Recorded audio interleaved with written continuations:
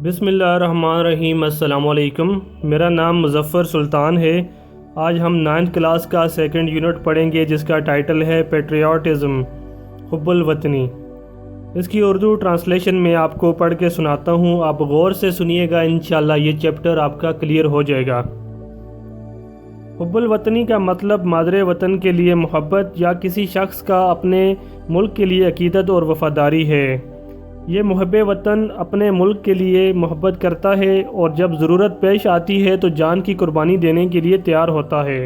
Patriot यानी मुहब्बे वतन, ये लैटिन वर्ड है और ये पेट्रियोटा से निकला है।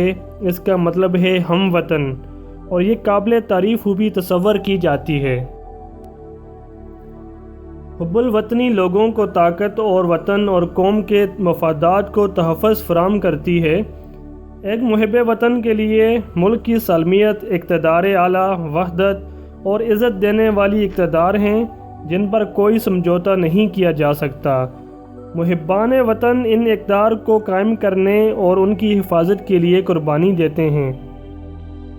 कायद-ए-आज़म मोहम्मद अली जिन्ना कौम के ममार हैं, यानी कौम की तमीर करने वाले, और बहुत बड़े मुहिब्बे वतन थे। वो बड़े सग़ीर के मुसलमानों की रवायात और इक़्तिदार और सकाफ़त की हिफाजत करना जानते थे। उन्होंने एक अलहदा वतन का मुतालबा करके मुसलमानों को उनकी शनाख्त का एहसास दिलवाया।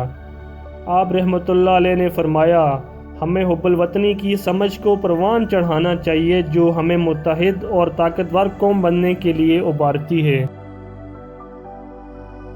हुब्बुल वतनी के जज्बात गैर मुल्की हमले के तनाज़ुर में हमें चौकस रखते हैं। पाकिस्तान की तारीख़ में ऐसी कई मिसालें हैं जब लोगों ने अपने मुल्क के दिफा के लिए अपनी ज़िंदगी कुर्बान कर दी।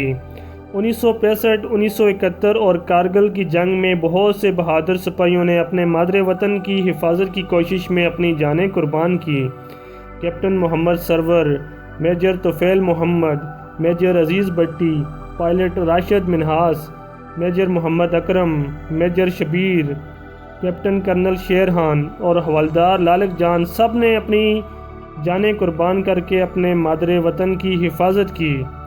इन सब को निशाने हैदर से नवाजा गया जो कि आला तरीन फ़ौजी एज़ाज़ है जो उन मुहिब्बान वतन को दिया जाता है जो अपने मुल्क के दिफा के लिए अपनी जानें कुर्बान कर देते हैं।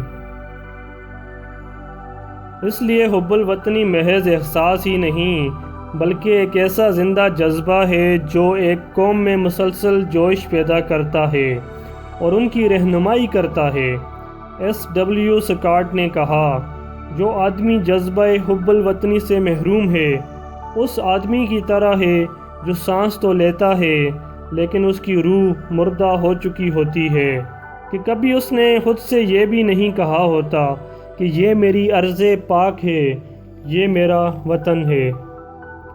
तो इसके बाद इस चैप्टर का अख्ताम होता है। उम्मीद करता हूँ कि आप सबको सही समझ आ गई होगी। अगर कोई भी कन्फ्यूजन है, कोई समझ नहीं आई, कोई दिक्कत है तो आप काइंडली नीचे कमेंट कर दीजिएगा ताकि मैं आपको फिर मज़ीद इसका बता सकूँ। बहुत शुक्रिया, अपना ख्याल रखिएगा। अल्लाह हाफ़िज़।